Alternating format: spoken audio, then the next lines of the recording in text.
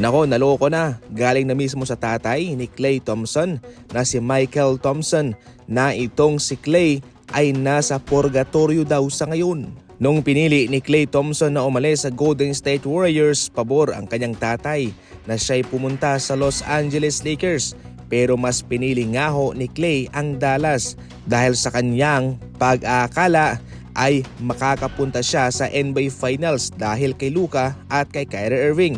Pero ngayon sa mga pangyayaring ito sa Dallas, ayon pa mismo sa kanyang tatay, wala, na-stuck na raw itong si Klay sa purgatorio. Inilalarawan nga mga idol ni Michael Thompson na itong Dallas ay parang impyerno sa pamumuno ng kanilang owner, sa presidente at sa kanilang general manager. Totally para mismo kay Michael Thompson ang tatay ni Klay. Masakit man na siya'y umalis sa Golden State, pero sana pumunta na lang siya sa Los Angeles Lakers.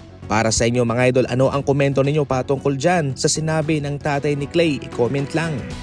Stephen A. Smith ng ESPN pumirma ng $100 million contract sa ESPN. Ito ho'y sa loob ng 5 taon. Ayon sa impormasyon mga idol, babawasan na raw ang schedule nitong sa Stephen A. Smith sa mga sports sa NBA para magkaroon siya ng mahabang panahon, mahabang oras para makapagsalita patungkol naman sa politika. Isang batikang commentator itong si Stephen A. Smith at syempre yung kanyang mga pinapakawalang mga komento ay mahalaga para sa mga mamamayan.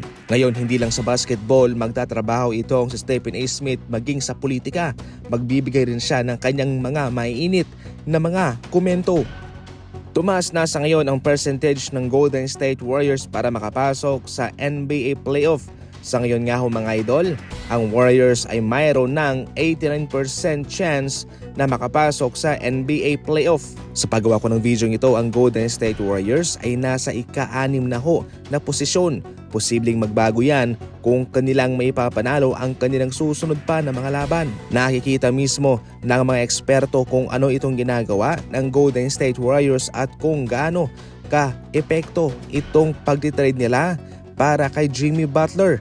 Kaya sa ngayon sila'y nabigyan ng 89% na tsansa para makapasok. Considering mga idol sa naging experience ni na Stephen Curry, Draymond Green at sa experience nitong si Jimmy Butler, ito ay lalo pang magpapalagay sa kanila sa isang magandang posisyon. Definitely, hindi naman sila tumatarget na maging number 1 o number 2 sa standing.